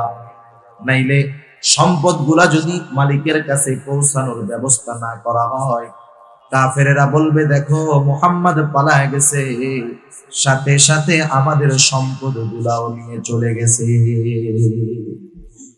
ওই কঠিন মুহূর্তে চারদিকে শত্রুরা ঘিরে রাখছে, হত্যা করার জন্য আসছে। নবীজির দীর্ঘ সফরের প্রস্তুতি, ওই সময়ও নবীজি আমানতের ব্যাপারে কতটা সচেষ্ট চিন্তা করেন। আমরা হইলে কি করতাম? আমরা কইতাম, ওরে বাবা, যারা আমারে মারতে চায় ওদের সম্পদ ফেরত দিব, যা আছে সব নিয়া আরো যদি কিছু নিতে পারি এইটি নিয়ে আমরা ভাবতাম, ঠিক কিনা বল? অথবা জান বাঁচানোর চেষ্টা করতাম আগে, আরে সম্পদ যার যার জায়গা, তা থেকে আমি আগে নিজের জান বাঁচাই। কিন্তু নবীজি ওই কঠিন মুহূর্তে কাফেরদের আমানতের ব্যাপারে কতটা সচেষ্ট ছিলেন একটু একা একা চিন্তা করি। এখন আসেন আমাদের আমানতদারিতার অবস্থা কি? একটু বোঝার দরকার আছে না নাই? আমাদের আমানতদারিতার অবস্থা কি? আর আমরা আমানতদারিতা বলতে কি বুঝি? আমরা আমানতদারিতা বলতে বুঝি আপনি আমার কাছে 500 টাকা রাখলেন, যথাসময়ে আপনার টাকাটা আমি ফেরত দিয়ে দিলাম। আপনি মনে করেন আমি বড় আমানতদার, হুজুর বড় আমানতদার, আর আমিও টাকাটা ফেরত দিয়ে মনে করি আমিও বড় আমানতদার। তার মানে আমানত আমরা শুধুমাত্র টাকা পয়সা লেনদেনের মধ্যে সীমাবদ্ধ করে ফেলেছি, কিন্তু আমানত এতটুকুর মধ্যে সীমাবদ্ধ নয়, বরং আমানত হলো ব্যাপক এক জিনিস। এগুলো যদি আমরা না জানি তাইলে পদে পদে নিজেদের অজান্তে আমরা খেয়ানতকারী হয়ে যাব। সেজন্য আমানত কোথায় কোথায় আছে আপনাদের জানার দরকার আছে। তো 1 নম্বরে আমানত হয় সম্পদের মধ্যে আমানত। সম্পদের মধ্যে আমানত, সম্পদের মধ্যে আমানত এটা কেমন জিনিস? আমার কাছে অথবা আপনাদের কারো কাছে যদি কারো সম্পদ থাকে, ওই সম্পদের মালিকের যদি অজানাও থাকে যে তার কিছু সম্পদ আপনার কাছে আছে কিন্তু ওর জানা নাই, এরকম অবস্থাও যদি হয়, তাহলে আমার আপনার দায়িত্ব হলো, আমি যেহেতু জানি ওই লোকটা এই সম্পদের মালিক, তার যদিও জানা না থাকে, আমার দায়িত্ব হলো তার সম্পদটা অবশ্যই তার কাছে ফিরাইয়া দেওয়া। সেজন্য আমার আপনার কাছে যদি কারো সম্পদ থাকে, এটা প্রকৃত মালিকের কাছে পৌঁছায় দিতে হবে। সম্পদের ক্ষেত্রে আমানতটা এরকম। এখন আমাদের সমাজে সম্পদের ক্ষেত্রে খেয়ানত হয়, খেয়ানতের অভাব নাই, অনেক পদ্ধতিতে হয়। সম্পদের ক্ষেত্রে খেয়ানত কেমনে হয়? 1-2টা পদ্ধতি আমি আপনাদের বলি। 1 নাম্বার উদাহরণ, মনে করেন 2 জন ভাই, 2 ভাই, বড় ভাইয়ের 2টা নাবালক বাচ্চা একেবারে ছোট। বড় ভাই দুনিয়া থেকে চলে গেল, অঢেল সম্পদ রেখে গেছে বড় ভাই। ওই ছোট ইয়াতিম নাবালক বাচ্চা, ওদের বাবাও দুনিয়া থেকে চলে গেছে, দাদাও নাই, মাও নাই। এই ইয়াতিম নাবালক বাচ্চা এবং ওই বাচ্চাদের রেখে যাওয়া সম্পদ, বাবার রেখে যাওয়া সম্পদ, বলেন তো ওই ইয়াতিম বাচ্চা এবং ইয়াতিম বাচ্চারা বাবার রেখে যাওয়া সম্পদ গুলার অভিভাবক এখন কে হবে? কে হবে? চাচা হবে। চাচার দায়িত্ব কি? চাচার দায়িত্ব হলো ভাইয়ের রেখে যাওয়া সম্পদ গুলা যথাযথভাবে হেফাজত করা। ইয়াতিম বাচ্চাদের লালন পালন করতে, মানুষ করতে যেই সম্পদ ব্যয় হবে, ওই ভাইয়ের সম্পদ থেকেই তার সন্তানদের পেছনে ব্যয় করবে, সমস্যা নেই। আর ওই ইয়াতিম বাচ্চারা যখন বড় হবে, সম্পদ রক্ষণাবেক্ষণ করার যোগ্যতা অর্জন করবে, যেই সম্পদগুলা থাকবে যথাযথভাবে চাচা ওই ভাতিজাদেরকে বুঝাইয়া দিবে যে তোমার বাবা এই সম্পদ রেখে গেছে, এই জমি, এই দোকান, এগুলা তোমাদের। কিন্তু আমাদের সমাজে কি হয়? যদি বড় ভাইয়ের অঢেল সম্পদ থাকে, বড় ভাইয়ের ইয়াতিম বাচ্চা যদি থাকে, বড় ভাইয়ের মৃত্যুতে ছোট ভাই কষ্ট পায় না, বরং চিন্তা করে আরো ভালো হয়েছে। কেন ভালো হয়েছে? আমি তো সম্পদ কিছু করতে পারি নাই, আমার তো বড় ভাইয়ের একেবারে হাটহাজারি রোডের পাশে 10 শতক জমি আছে, যেই দাম, ওই 10 শতক যদি কোনো মতে আমি দখল দিতে পারি, ওইখানে যদি একটা মার্কেট বানাইতে পারি, আমার জিন্দেগিতে আর কি লাগে? আমিও তো বৈশা বৈশা খাবো, আমার পোলাপান গুলাও বৈশা বৈশা খাবে, পরবর্তী প্রজন্মের আর চিন্তা নাই। এইবার ওই চাচা ইয়াতিম বাচ্চাদেরকে ঠকায়া ওই 10 শতক জমি নিজের নামে যে কোনো সিস্টেমে দখল দিয়ে খায়, ইয়াতিমের হক নষ্ট করে, আমানতের খেয়ানত করে, বান্দার হক নষ্ট করে। বলেন এইরকম চাচা সমাজে কম বেশি আছে না নাই? এইভাবে অনেক সময় ইয়াতিমের অভিভাবক হয়ে ইয়াতিমের সম্পদের আমানতের খেয়ানত করে। এটা এক পদ্ধতি। আর একটা পদ্ধতি হলো বাবা মারা যাওয়ার পরে বাবার সম্পদের মধ্যে বোনের যেমন হক, ভাইয়েরও তেমন হক। বাবার সম্পদের মধ্যে সন্তানের হক কতটুকু নির্ধারণ করে দিয়েছে কে? আরো জোরে বলেন কে? আল্লাহ তাআলা কোরআনুল কারীমের মধ্যে বলেন, ইউসিকুমুল্লাহু ফি আওলাদিকুম লিযযাকারি মিসলু হাযযিল উনসায়াইন। আল্লাহ রাব্বুল আলামিন বলেন, ইউসিকুমুল্লাহ, আল্লাহ তাআলা তোমাদেরকে ওসিয়ত করতেছেন। ওসিয়ত, আল্লাহ তাআলা যেটা ওসিয়ত করে সেটা চূড়ান্ত রায় হয়ে যায়। দুনিয়ার জজ কোর্টের রায় হাইকোর্ট যদি চায় তথা সুপ্রিম কোর্ট যদি চায়, জজ কোর্টের রায়কে ব্যান্ড করে দিতে পারে। আবার সুপ্রিম কোর্ট যেই রায় দেয়, রাষ্ট্রপতি যদি চায় তার ক্ষমতা বলে সুপ্রিম কোর্টের রায়কে ব্যান্ড করে দিতে পারে। কিন্তু আল্লাহ তাআলা যেই রায় দিয়েছেন, যেই সিদ্ধান্ত দিয়েছেন, দুনিয়ার কারো ক্ষমতা নাই আল্লাহ তাআলার সিদ্ধান্তের বিপরীতে কোনো সিদ্ধান্ত নেই। আল্লাহর সিদ্ধান্ত পরিবর্তন করার ক্ষমতা কারো নাই। আল্লাহ তাআলা সিদ্ধান্ত দিয়েছেন। আল্লাহ তাআলা বলেন, ইউসিকুমুল্লাহ, আল্লাহ তাআলা তোমাদেরকে ওসিয়ত করতেছেন ফি আওলাদিকুম, তোমাদের সন্তানদের ব্যাপারে। কি ওসিয়ত? লিযযাকারি মিসলু হাযযিল উনসায়াইন। আল্লাহ তাআলা বলেন ওসিয়ত হলো দুইজন কন্যা যতটুকু সম্পদ পাবে, একজন ছেলে ততটুকু সম্পদ পাবে। এই সিদ্ধান্ত কার? জোরে বলেন তো। আল্লাহ তাআলা। এখন বাবা মারা গেছে, বাবা মারা যাওয়ার পরে বোনেরা আছে, তাদের বিবাহ হয়ে গেছে, তারা আছে তাদের শ্বশুর বাড়িতে। বড় ভাই, বাবা মারা যাওয়ার পরে বড় ভাইয়ের উপরে দায়িত্ব হলো, এক নাম্বার, বাবা যদি কোনো ঋণ থাকে বাবার সম্পদ থেকে সেই ঋণ পরিশোধ করে দেওয়া। এক নম্বরে কি করবে?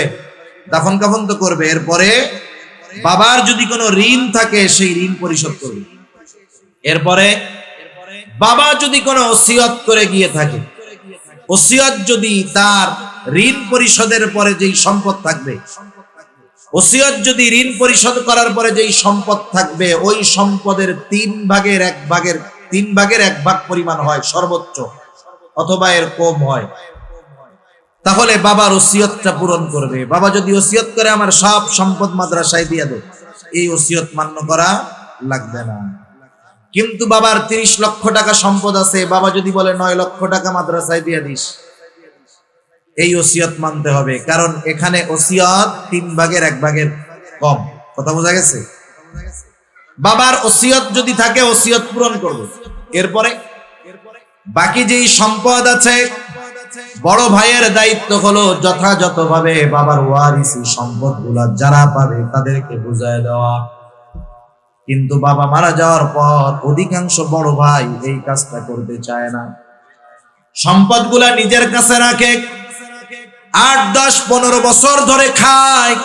একটা সময় যখন বোনেরা আসে ভাইয়ের কাছে বলে, ও ভাই, বাবার সম্পদে তোমার যেমন হক আমাদের তেমন হক, তুমি 15 বছর ধরে আমার বাবার সম্পদে খেয়েছো, বাড়ি ভাড়া নিয়েছো, দোকান ভাড়া নিয়েছো, জমিনের ফসল খেয়েছো, কোনো দাবি নেই, বিগত সময়ের সবগুলা তোমাকে আমি ক্ষমা করে দিলাম, কিন্তু এখন থেকে যদি তুমি সম্পদগুলা পূর্ণ একা ভক্ষণ করতে চাও, তাহলে আমাদের যেই সম্পদগুলা আছে সেগুলা তুমি সম্পদের দাম দিয়ে কিনে রাখবা, অথবা আমাদের সম্পদটা আমাদেরকে বুঝাইয়া দিবা।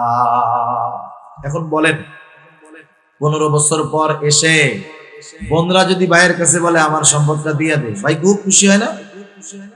হ্যাঁ, আপনাকে এলাকাতে খুশি হয় না? না, আমাকে এলাকায় খুশি হয় না। তখন ভাইয়ের চেহারার দিকে তাকানো যায় না, ভাইয়ের চেহারার দিকে তখন তাকানো যায় না। যাই হোক, মুখ কালা হইলেও হক তো যে কোনো ভাবে ফেরত দিতে হয়।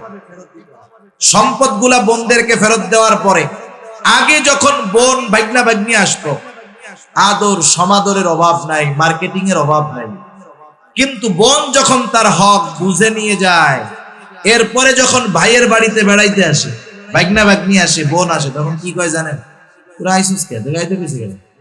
সব তো নিয়েই গেছিস, আইসুস কে? ঠিক কিনা বলেন? তার মানে এতকাল ভাই বোন ভাগনা ভাগ্নির সমাদর করেছে সম্পদের লোভে, অন্তর থেকে নয়। এখানে আরেকটা জুলুম আমরা পিতারাও করি। কি করি? একটা জুলুম করি, সেটা হলো অনেক সময় অনেক বাবা দুনিয়ায় থাকতেই ছেলেদের নামে সম্পদ বেশি লেখা দিয়ে যায়। আগের থেকে কি করে, ছেলেদের নামে লেখা দিয়ে যায়। কারণ মরার পরে জানি ছেলের ভাগটাই বেশি থাকে, কারণ যেটা লেখা দিয়ে গেছে ওটার মালিক তো সে। কেউ যদি এই কারণে এইরকম কাজ করে, ছেলেকে দিল জীবিত অবস্থায়, হক অনুযায়ী মেয়েকে দিল না, নিঃসন্দেহে ওই বাবা মেয়ের উপরে জুলুম করবে। অনেক ক্ষেত্রে অনেক বাবা আছে ছোট সন্তানকে কিছু এক্সট্রা সম্পদ লিখে দিয়ে যায়, বড় সন্তানকে দেয় না। অনেক সময় বড় সন্তানকে দেয়, ছোট সন্তানকে দেয় না। খবরদার, এরকম করা যাবে না। কারণ রাসূলুল্লাহ সাল্লাল্লাহু আলাইহি ওয়াসাল্লাম এমনটা করতে মানা করেছেন। আপনি যদি 2 লাখ টাকা আপনার ছেলের নামে লেখেন আলাদাভাবে, আপনার মেয়ের নামেও দুনিয়ায় পয়সা থাকতে 1 লাখ টাকা দিতে হবে। আপনি বড় ছেলের জন্য আলাদা 10 শতক জমি কিনেছেন তার নামে, ছেলে যদি আরেকটা থাকে তার নামেও 10 শতক লিখতে হবে, মেয়ে থাকলেও তাদের নামে লিখতে হবে। আমাদের সমাজে অনেক বাবা এই কাজটা করে। বোনরা অনুপস্থিত, উনি জীবিত থাকা অবস্থায় ভাইরা ফুসলাইয়া বাপকে দিয়ে এরকম লেখায় নেয়। অনেক সময় বোনরা বাবাকে দিয়ে লেখায় নেয়। এই ধরনের কাজ যারা করে, করায়, নিঃসন্দেহে তারা জানেন, ঠিক কিনা বলুন? এখন এই ভাইয়ের দায়িত্ব হলো বোনের সম্পদগুলা সন্তুষ্টির সাথে ফেরত দিয়ে দেওয়া, কিন্তু বোনের সম্পদগুলা ভাই ফেরত দেয় না। যদি না দেয়, নিজে ভক্ষণ করার চেষ্টা করে, সম্পদের খেয়ানত হয়। আর আল্লাহ তাআলা কোরআনুল কারীমের মধ্যে বলেন, ইন্নাল্লাহা ইয়া'মুরুকুম আন তু'আদ্দুল আমানাতি ইলা আহলিহা। আল্লাহ তাআলা বলেন, নিশ্চয় আল্লাহ তাআলা তোমাদেরকে আদেশ করতেছেন, ইন্নাল্লাহা ইয়া'মুরুকুম, কি আদেশ? আন তু'আদ্দুল আমানাতি ইলা আহলিহা, যে তোমরা আমানত তার প্রকৃত হকদারের কাছে ফিরায় দাও। এই জন্য আমার আপনার কাছে যদি কারো সম্পদ থাকে, ওই সম্পদের প্রকৃত মালিকের যদি জানা নাও থাকে, মনে নাও থাকে, আমার আপনার উপরে দায়িত্ব হলো ওই সম্পদটা যথাযথ সময় যথাযথভাবে প্রকৃত মালিকের কাছে ফিরাইয়া দেওয়া। যদি না দেই, আমানতের খেয়ানত হবে, বান্দার হক নষ্ট করা হবে, গুনাহ হয়ে যাবে। তাহলে আমানত 1 নম্বরে হয় সম্পদের মধ্যে, 2 নম্বরে হয় কথার মধ্যে আমানত। কথার মধ্যে আমানত, এটা আবার কেমনে হয়? রাসূলুল্লাহ সাল্লাল্লাহু আলাইহি ওয়াসাল্লাম বলেন, ইযা হাদাসা আর-রাজুলু সুম্মা ইলতাফাতা ফাহিয়া আমানাতুন। নবীজি বলেন, যখন কোন মানুষ কথা বলে আর অতঃপর এদিকে সেদিকে তাকায়, আল্লাহর নবী বলেন, ফাহিয়া আমানাতুন। আমার আপনার কাছে যখন কেউ কোনো কথা বলে, গোপন কথা বলে আর এদিকে সেদিকে তাকায়, কেন তাকায়? যাতে তার কথাটা কেউ না শোনে, কেউ জানি তাকে না দেখে, ঠিক কিনা বলেন? কোন মানুষ যদি কথা বলার পরে এদিকে সেদিকে তাকায়, নবীজি বলেন অটোমেটিকলি সেই কথাটা হয়ে যায় আমানত, ফাহিয়া আমানাতুন। তখন কি দায়িত্ব? সে আমাকে যেই কথাটা বলেছে, এই কথাটা আমি যদি অন্য কারো কাছে বলে দেই, তাহলে অবশ্যই আমানতের খেয়ানত হয়ে যাবে। আবার সব কথা আমানত রাখা যায় না। মনে করেন আপনারা এই কথা শুনে গেলেন যে হুজুরে বলছে, আল্লাহর নবী বলছে, কথা বলবে আর ডাইনে বামে তাকাবে, সেই কথা আমানত। এখন একজন আইসা আপনারে বললো, ভাই আমি আজকে রাত্রে ওই বাড়িটা চুরি করবো, এটা কিন্তু আমানত করে কইেন।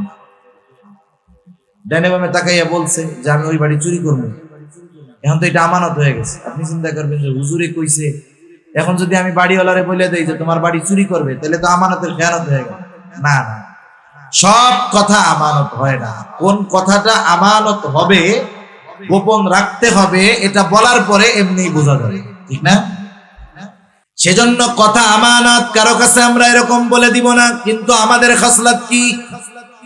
আমাদের খাসলাত হলো, একজন আমার কাছে একটা গোপন কথা বলার পর আমাকে বললো, হুজুর আপনি কাউরে কইেন না, এমন এক কাজ করে দিল। সে যখন বলল, হুজুর আপনি কাউকে বলবেন না, এই কথা বলার দ্বারা আমার অবস্থা এতটা খারাপ হয়ে যায়, যতক্ষণ কথাটা আমি আরেকজনের কাছে না বলি, আমারও ততক্ষণ ভালো লাগে না। আমি আবার খুঁজি কারে করবে, নাহলে পেটের মধ্যে হজম হয় না কথা। আরেকজনকে বলি, শোনো এদিকে আসো, ও আমার এই কথাটা বলছে, আমি তো তোমাকে বিশ্বাস করি, শুধু তোমাকে বললাম, তুমি কিন্তু আর কাউরে বললাম। আগের জন তো আমারও মানা করছিল, হুজুর কারো কাছে কইয়েন না। যেই আমল আমি করতে পারি নাই, আমি যদি আর একজনকে বলি সে কি করবে নাকি? ও এরকম বলবে, আর একজনে ডাক দিয়ে, দেখ হুজুর আমার এই কথাটা কইছে, কারো কাছে বলতে মানা করছে, আমি শুধু তোরে বললাম, তুই কিন্তু তোরে বলবি। এরকম মাশাআল্লাহ এক একজনের কাছে বলতে বলতে সকালে যেই কথাটা আমার কাছে আমানত ছিল, মানুষের মুখে যাইতে যাইতে বিকাল হইতে হইতে কথাটা ছড়ায় গেছে। ঠিক কিনা বলেন? দেখেন এখানে খেয়ানতকারী কতজন, এরপরে যতজনের কাছে কথাটা বলছি প্রত্যেকের খেয়ানতের গুনাহ আমার আমলনামায় যোগ হয়ে গেছে। ডেস্টিনির মধ্যে, ডেস্টিনির নাম শুনেন নাই? ওই 50 জন পরেও যদি একজন একটা প্রোডাক্ট কিনে, অটোমেটিক আপনার অ্যাকাউন্টে টাকা জমা হবে। ছিল আর কি সিস্টেম, এগুলা সব ভুয়া সিস্টেম। ওই সময় হুজুররা কইছে, বিশ্বাস করে নাই।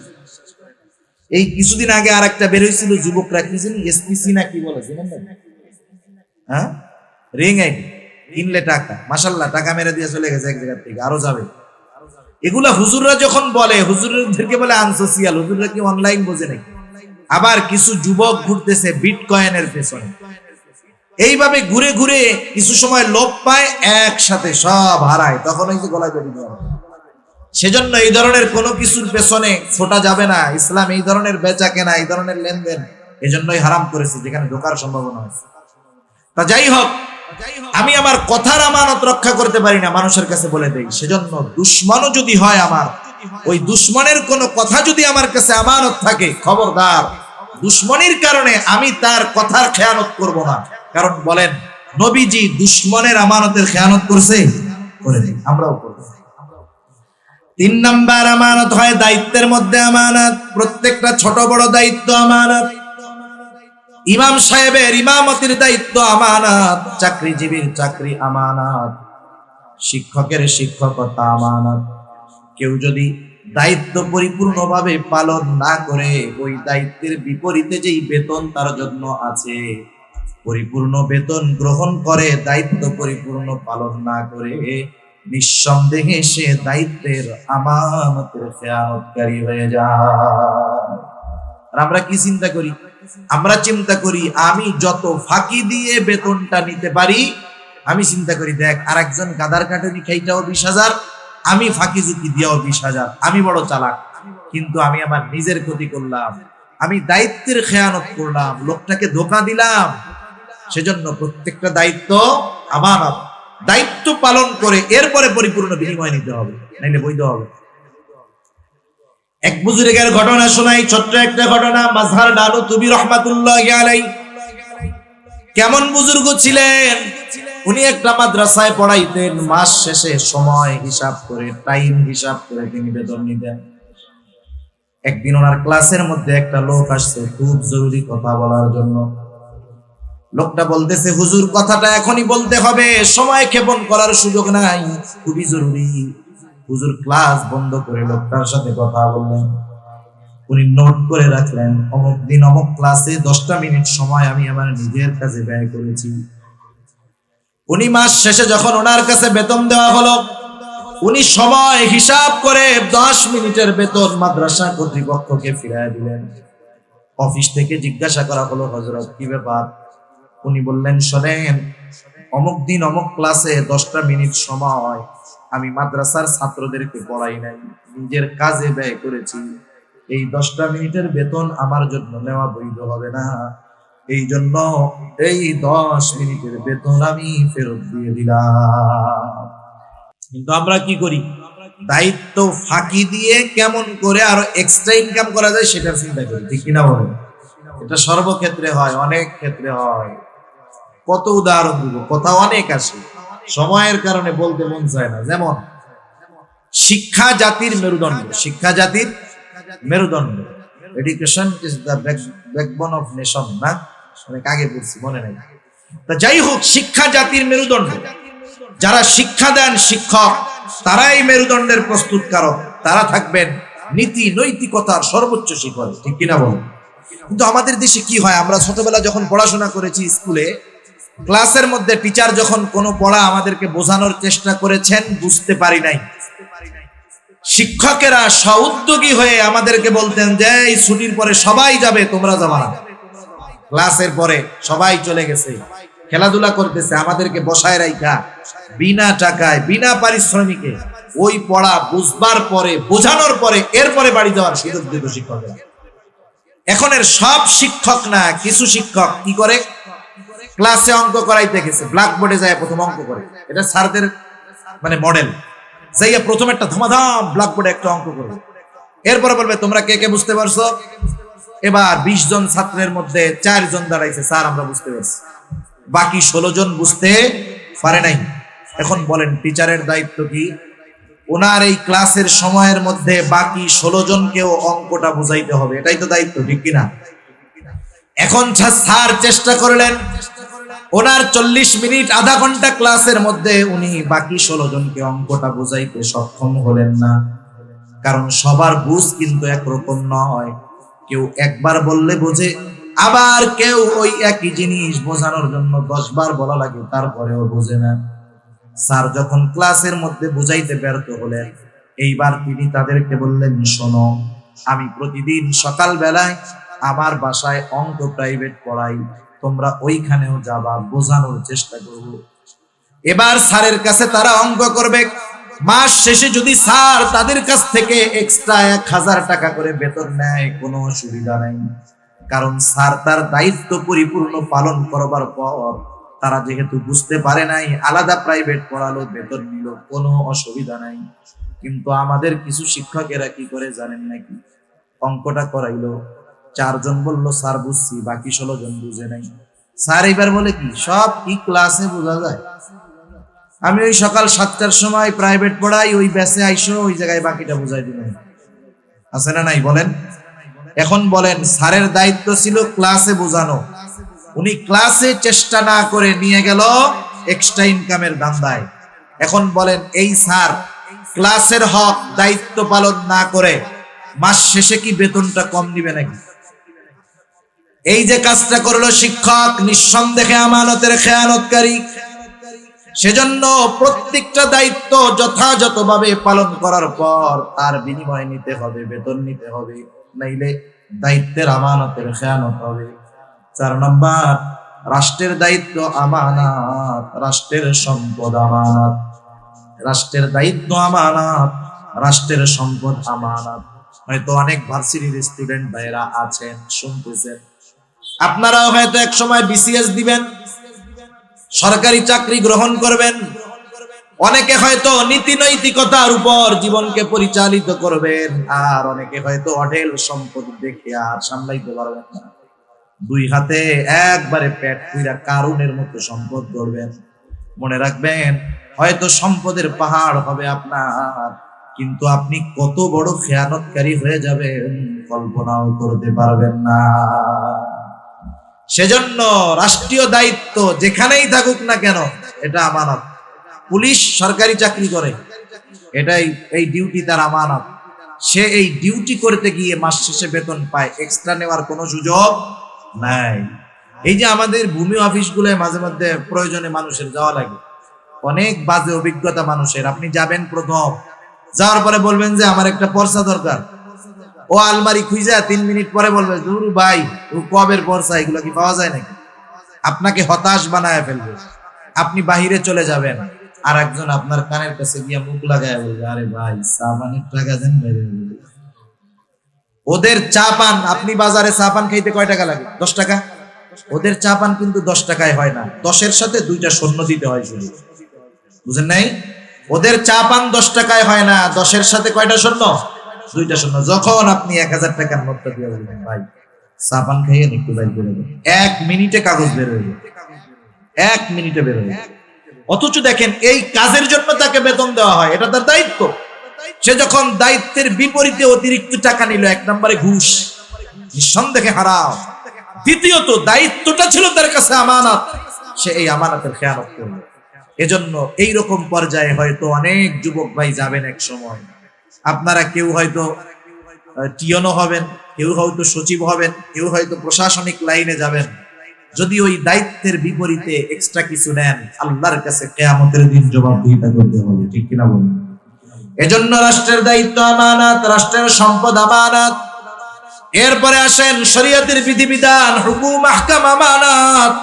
আল্লাহ তাআলা কোরআনুল কারীমের মধ্যে বলেন, ইন্না আরাদনাল আমানাতা আলাস সামাওয়াতি ওয়াল আরদি ওয়াল জিবাল فأبين أن يحملنها وأشفقن منها وحملها الإنسان আল্লাহ তাআলা বলেন, আমি এই আমানত আসমানের কাছে, জমিনের কাছে, পাহাড়ের কাছে পেশ করলাম। আসমান, জমিন, পাহাড় এই আমানত গ্রহণ করলো না, ভীত শঙ্কিত হয়ে গেল। ওয়া হামালাহাল ইনসান, মানুষ এই আমানত বহন করলো। মুফাসসিরিনে কেরাম বলেন, কি সেই আমানত? মুফাসসিরিনে কেরাম বলেন, সেই আমানত হলো কোরআন, সেই আমানত হলো আল্লাহ তাআলার বিধিবিধান। একই কথা, আল্লাহ তাআলার বিধিবিধান এটা আমাদের কাছে আমানত। আল্লাহ তাআলা যেটা আদেশ করেছেন সেটাও আমানত, আল্লাহ তাআলা যেটা নিষেধ করেছেন সেই নিষেধটাও আমানত। আল্লাহর আদেশ কি? আল্লাহ তাআলা বলেছেন নামাজ পড়ো। নামাজের আদেশ কার? একটু জোরে বলেন না, কার? আল্লাহ তাআলা। এখন কেউ যদি নামাজ না পড়ে, নামাজ না পড়ার একটা গুনাহ আছে না? নামাজ না পড়লে একটা গুনাহ আছে। নামাজ যদি কেউ না পড়ে, এক নম্বরে নামাজ না পড়ার গুনাহ হলো। দুই নম্বর, নামাজের আদেশ ছিল কার? আল্লাহর আদেশ ছিল, আদেশটা ছিল আমানত। আদেশ অমান্য করার কারণে খেয়ানত হলো, নামাজ পড়ে নাই, এই জন্য গুনাহ হলো, ডাবল ডাবল। আবার দেখেন আল্লাহ তাআলা বললেন, সুদ খায়ও না, ঘুষ খায়ও না, হারাম খেও না। এখন কেউ যদি সুদ খায়, সুদ খাওয়ার একটা গুনাহ। আবার আল্লাহ তাআলার নিষেধ ছিল, খবরদার সুদ খাবা না, নিষেধ ছিল। আল্লাহ তাআলার এই নিষেধটা ছিল আমানত। এখন এই নিষেধ অমান্য করার কারণে হয়ে যাবে খেয়ানত। এই জন্য সকল প্রকার গুনাহ করা আল্লাহর পক্ষ থেকে নিষেধ। যখন আমরা কোনো গুনাহ করি, পাপ করি, যেই গুনাহটা করি, যেই কাজটা করি, পাপটা করি, তার বিপরীতে গুনাহ হয়। শুধু তাই না, গুনাহ করার দ্বারা প্রতিটা গুনার পেছনে আবার খেয়ানত থাকে। মনে করেন একজন হাতের গুনাহ করলো, চোখের গুনাহ করলো, চোখের গুনাহ করছে, এটার একটা গুনাহ তার আমলনামায় যোগ হয়ে যাবে। আর আল্লাহ তাআলা সেই জন্য বলেন, ইয়ালামু খাইনাতাল আয়ুনি ওয়া মা তুখফিস সুদূর। আল্লাহ তাআলা বলেন, তিনি জানেন তোমরা চোখের কি খেয়ানত করো। শুধু চোখের খেয়ানতের ব্যাপারে তিনি জানেন এমনটা নয়, তোমরা অন্তরের মধ্যে কি লুকায় রাখো দুনিয়ার কেউ জানে না, জানে কে? সেজন্য দেখেন, আমরা মোবাইলে যদি গুনাহ করি, মোবাইলে যখন কেউ গুনার জিনিস দেখে তো, তাই না? দেখলে কি হয়? চোখের গুনাহ হয়। যেই জিনিস দেখতেছে ওই জিনিসের অনুপাতিক হারে তার আমলনামায় গুনাহ যোগ হবে। সাথে সাথে চোখের খেয়ানতের গুনাহ হবে, আল্লাহর সাথে খেয়ানত। হাত দিয়ে মোবাইল স্ক্রল করতেছে, কোনটা লাইক করতেছে, কমেন্টস করতেছে, গুনাহটাই সমর্থন দিচ্ছে, ওই জায়গায় লিখতেছে, এই গুনাহগুলোও হবে। অন্তর দিয়ে কি গুনার চিন্তা করতেছে, এই গুনার চিন্তা করার কারণে অন্তরেরও খেয়ানত হয়। সেজন্য এই অঙ্গ প্রত্যঙ্গ, গুনাহ, আদেশ নিষেধ, এগুলা যদি আমরা আল্লাহ তাআলার আদেশ নিষেধ অমান্য করি, আদেশ নিষেধ অমান্য করার এক গুনাহ, আর আল্লাহ তাআলা এগুলা দিয়েছিলেন আমানত, আমানতের খেয়ানতের আর এক গুনাহ। এরপরে আসেন, আমার আপনার জানমাল আমার আপনার কাছে আমানত। আল্লাহ তাআলা কোরআনুল কারীমের মধ্যে বলেন, ইন্নাল্লাহা আশতারা মিনাল মুমিনিনা আনফুসাহুম ওয়া আমওয়ালাহুম বিআন্না লাহুমুল জান্নাহ। আল্লাহ তাআলা বলেন, নিশ্চয় আল্লাহ তাআলা মুমিনের জান এবং মালকে জান্নাতের বিনিময়ে খরিদ করে নিয়েছেন, ক্রয় করে নিয়েছেন। আমরা যদি জান্নাতের মালিকানা দাবি করি, তাহলে জানমালের মালিক হলেন আল্লাহ। আমানত, এই জানমাল আমার আপনার কাছে। আমানতের জিনিস কিন্তু ব্যবহার করা যায় না। কেউ যদি আপনার কাছে আসার পরে বলে, ভাই এই যে 500 টাকা আপনার কাছে দিলাম, এই 500 টাকা আপনার কাছে আমানত। আপনি তখন বাজারে আছেন, আপনি চিন্তা করলেন বাজারের মধ্যে অনেক ভালো ভালো মাছ, আমি তার দেওয়া 500 টাকার নোটটা দিয়ে মাছ কিনে নিয়ে যাই। সে যখন আমার কাছে টাকা চাইবে, বাসার থেকে আমি তারে 500 টাকা দিয়ে দিব, হবে না। বরং সে যেই টাকাটা আপনার কাছে দিয়েছে, ছেঁড়া হোক, ভালো হোক, নতুন হোক, পুরনো হোক, হুবহু ওই টাকাটাই সংরক্ষণ করতে হবে। কথা বোঝা গেছে? এটা হলো আমানত। এখন বলেন, জান মাল এটা আমার আপনার কাছে আমানত, রাখছেন কে? জোরে বলেন নাকি? এখন এই জান মাল আমানতের জিনিস, ব্যবহারের অনুমতি ছিল না, কিন্তু আল্লাহ তাআলা অনুমতি দিলেন। এটা আমাদের জন্য বড় নেয়ামত। তবে এই জানমাল কোথায় ব্যবহার করতে হবে? যেখানে মন চায় সেখানে করা যাবে না। কিন্তু কত সুন্দর ব্যবস্থাপনা। নবীজি বলেন, জানমাল ব্যয় করবে, সম্পদ ব্যয় করবে, তবে অপচয় করবে না। আল্লাহ নিষেধ করেছেন অপচয় করতে। ব্যয় করবে নিজের পরিবারের জন্য, সন্তানের জন্য, খাওয়াবে, পড়াবে। নবীজি বলেন, পরিবারের জন্য যা ব্যয় করা হয় তা সাদাকা। মা বাবার জন্য ব্যয় করবে, অঢেল পরিমাণ ব্যয় করবে। মা বাবার জন্য কোনো অসুবিধা নাই, পরিবার পরিজনের জন্য ব্যয় করবে, ভাই বোনদের জন্য ব্যয় করবে, প্রতিবেশীর জন্য ব্যয় করবে, দ্বীনের কাজে ব্যয় করবে, মাদ্রাসায় দিবে, মসজিদে দিবে, গরিবদেরকে দিবে। মাহফিল যদি একা পারে প্রতি বছরে 6টা করবে, কোনো অসুবিধা নাই।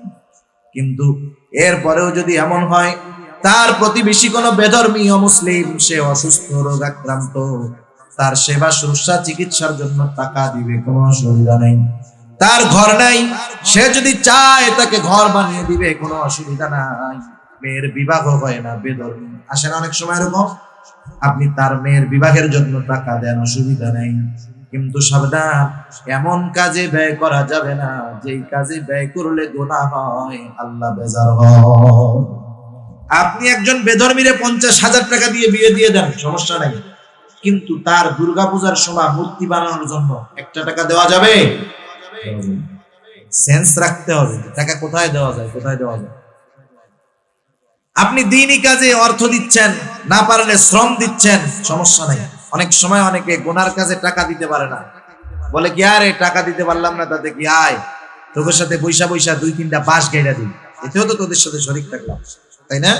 এই শ্রম, এই শক্তি এমন কাজে ব্যয় করা যাবে না যেখানে ব্যয় করলে গুনাহ হবে, যেখানে ব্যয় করলে আল্লাহ বেজার হবে। কিন্তু মাঝে মধ্যে এই টাকা দিয়া বিড়ি সিগারেট কিনে খাওয়া যাবে না? বিড়ি সিগারেট কিনে খাওয়া যাবে না? যারা খায় বিড়ি সিগারেট, এটা মাকরুহে তাহরিমি না হারাম, সে মাসালা একদিকে রাখেন। কিন্তু কোন আল্লাহর বান্দা বলতে পারবেন যে সিগারেট খেলে উপকার আছে? একটু জোরে বলেন না, উপকার আছে বলতে পারবেন? কেউ বলতে পারবেন না। বরং সিগারেট খাইলে কি হয় একমাত্র সত্য কথা সিগারেটের প্যাকেটের গায়ে লেখা। বাজারে জুস পাওয়া যায় না, জুস, ম্যাঙ্গো জুস, লেখা থাকে কি 100% ম্যাঙ্গো জুস। কিন্তু খোঁজ নিয়ে দেখেন 95% আছে উত্তরবঙ্গের কম দামি কুমড়া। ওই কুমড়া প্রসেস করে ফুড ফ্লেভার দিয়ে, নামমাত্র কিছু আম দিয়ে ওইটারে ম্যাঙ্গো জুস বানায় ফেলছে। মিথ্যা কথা। কিন্তু সিগারেটের গায়ে যেটা লেখা থাকে ওইটা চরম সত্য কথা, ঠিক কিনা বলেন? বরং সিগারেটের গায়ে ক্ষতির পরিমাণ যত বাড়ায় লেখে, ওইটার বেচা কেনা আরো তত বেড়ে যায়। এক সময় লেখা ছিল ধূমপান স্বাস্থ্যের জন্য ক্ষতিকর, 2-3 টাকা দিয়ে মানুষ একটা গোল্ড লিফ সিগারেট কিনে খাইতো। একবার সরকার ট্যাক্স বাড়ায়, ওরা ক্ষতির পরিমাণ বাড়ায়। একবার লেখে শ্বাসকষ্টের কারণ, একবার লেখে ধূমপানে ক্যান্সার হয়, এরপরে লেখছে ধূমপান হৃদরোগের কারণ, 10 টাকা করে বিক্রি করছে গোল্ড লিফ সিগারেট। এরপরে সরকার আবার ট্যাক্স বাড়াইছে, এখন দামও বাড়াইছে। ওরা এবার লেখে কি লিখবো, এবার লেখছে ধূমপান মৃত্যু ঘটায়, 12-13 টাকা দাম মনে হয়, তুমছে কিনা খান, ঠিক কিনা বলেন? এখন বলেন, ওরা তো ক্ষতি লেখলো, ধূমপান মৃত্যু ঘটায়, এরপরে যদি সরকার ট্যাক্স বাড়ায়, এরপরেও তো নতুন কোন শব্দ লিখতে হবে। কি লিখবে? আমি চিন্তা করতেছি তখন লিখবে যে ধূমপান জাহান্নামে, ধূমপান মৃত্যু পর্যন্ত তো লেখা শেষ, আর তো বড় ক্ষতি নাই। এবার লিখবে ধূমপান জাহান্নামে নাই, দাম 20 টাকা।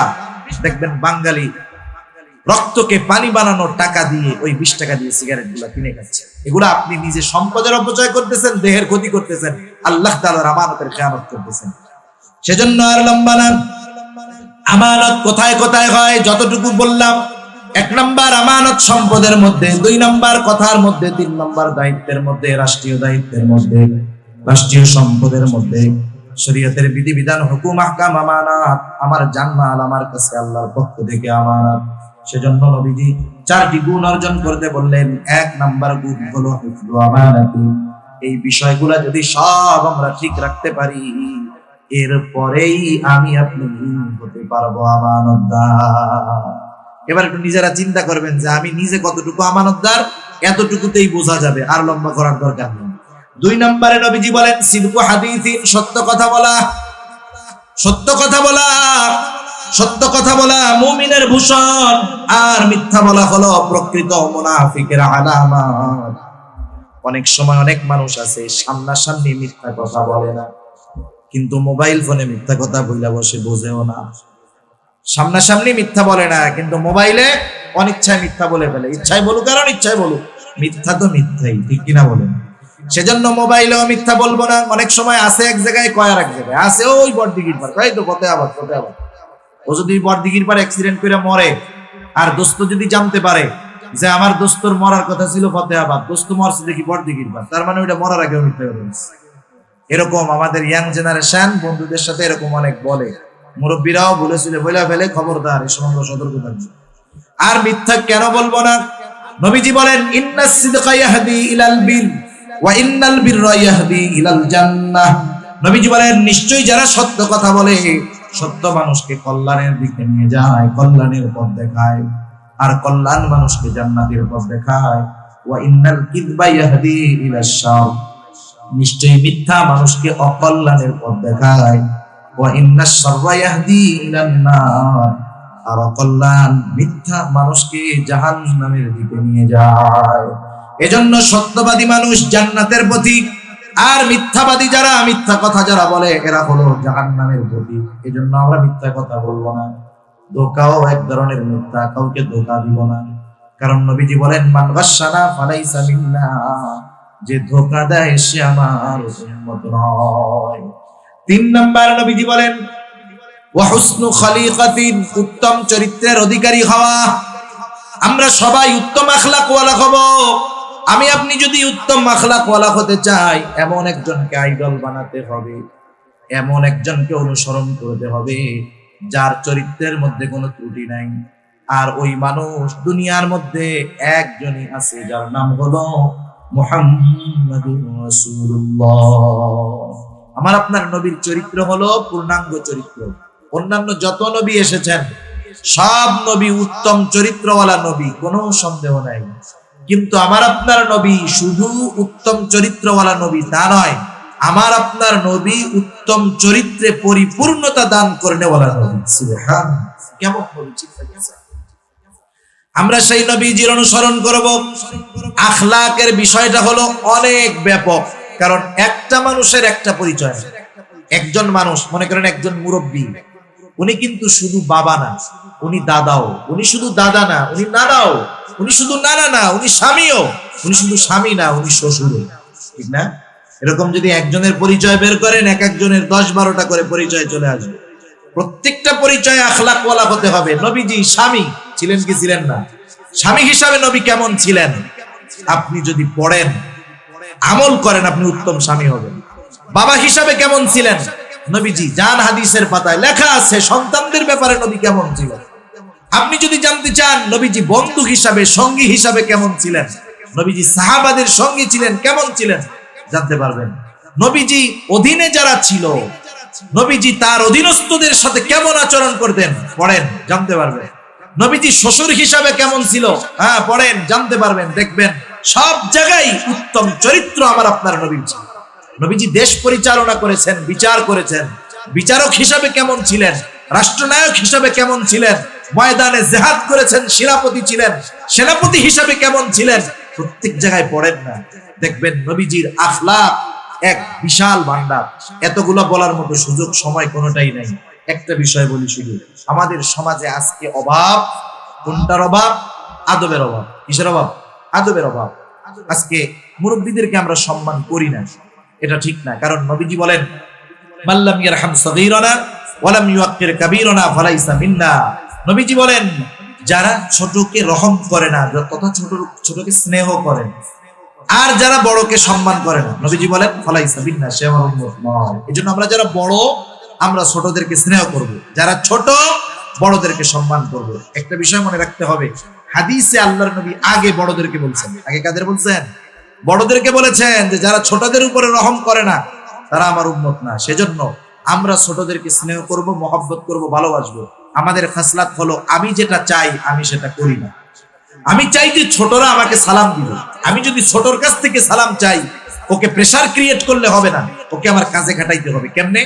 আপনি ওই বাচ্চারে 10 দিন সালাম দিবেন, এরপর থেকে দেখবেন ও আপনাকে কন্টিনিউ সালাম দেওয়া শুরু করছে।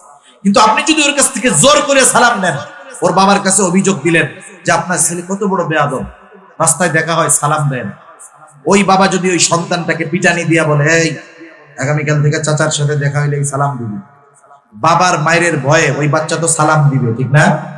সালাম দিবে ঠিক। সালাম দেওয়ার পরে যখন চলে যাবে বলবে আসসালামু আলাইকুম চাচা, ভালো আছেন? হ্যাঁ ভালো। চাচা তো খুশি যে আমারে সালাম দিছে, তাহলে বিচারে কাজ হয়েছে। চাচা যখন পেছনে যাবে ওই বাচ্চা তখন বলবে, আল্লাহ এই বুড়া মরে না কেন, মরে না কেন, আমার সালাম দেওয়ার জন্য আব্বার হাতে আমার মারি খাওয়াইছে, মরলে ভালো।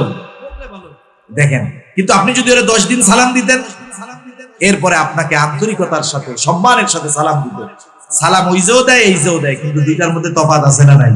এজন্য নবীজি বড়দের কথা আগে বলেছেন, আমরা ছোটদেরকে আদব শেখাবো, তাদের কাছ থেকে যেমন আচরণ চাই আমরা তাদের সাথে তেমনটা করব, তখন তারা আমাদের সাথে শ্রদ্ধা করবে, সম্মান করবে।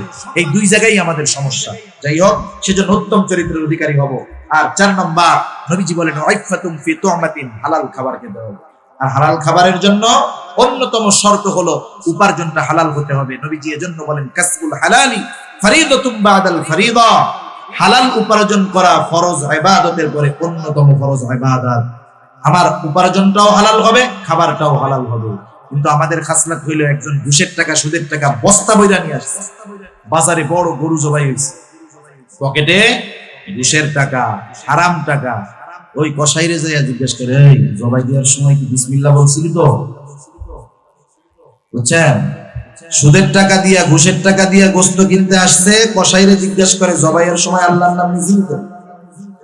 ওই জায়গায় হালাল খুঁজে, কিন্তু উপার্জনটা কি হলো চিন্তা করলেন। সেজন্য উপার্জন যদি হালাল না হয়, ওইটা দিয়ে যেই হালাল খাবার কিনুক না কেন কোনো কাজ হবে না। হারামের যেই অবস্থা হবে ওইটা তো সেই অবস্থা হবে। এজন্য আমরা উপার্জন হালাল করব। আরেকটা বিষয়, যারা ছোট পেশার মানুষ আছে, রিক্সা চালায়, দিন মজুর, ঝাড়ুদার, হালাল উপার্জন করে, এই মানুষগুলা কি পেশা নিয়ে তিরস্কার করব না। যেমন আমাদের অভ্যাসটা কি, মনে করেন একজন রিক্সাওয়ালা থাকলে কেউ মাইন্ড করবেন না, অনেকে ছোট মনে করে তাদের। সে যদি কোনো কথা বলে, আমরা তাকে যদি হিট করতে চাই, প্রথমে কি বলি? ওই রিক্সাওয়ালা বেটা থাম, ঠিক না? আমি তার পেশাটাকে আগে আনলাম। কিন্তু বলেন তো, কোন সচিবকে যদি আমি হুমকি দিতে যাইতাম, আমি আগে বলতাম ওই সচিব থাম, এটা বলতাম? বলতাম না। কারণ আমি ওর পেশা ছোট হওয়ায় ওটা দিয়ে তাকে আঘাত করার চেষ্টা করি। সাবধান, যে পেশা ছোট হোক না কেন, হালাল পেশা আল্লাহ তাআলার কাছে দামি। হালাল উপার্জন যারা করে, এদের পেশা যত ছোট হোক, আমরা তাদেরকে তিরস্কার করবো না, নিজে হালাল উপার্জন করব। এই 4টা জিনিস যদি থাকে, আমানতের হেফাজত, সত্য কথা, উত্তম চরিত্র, হালাল খাবার, নবীজি বলেন আর কোনো কিছু নাই, কোনো অসুবিধা নাই। মা ফাতাকা মিনাদ দুনিয়া, এই 4 জিনিস থাকার কারণে দুনিয়ার কোনো কিছু তার হাতছাড়া হবে না। আল্লাহ তাআলা আমাদের সবাইকে এই 4টি গুণ অর্জন করার তৌফিক দান করুন। সবাই বলি আমিন। ওয়া আখিরু দাওয়ানা আলহামদুলিল্লাহি রাব্বিল আলামিন। আসসালামু আলাইকুম ওয়া রাহমাতুল্লাহি ওয়া বারাকাতুহু।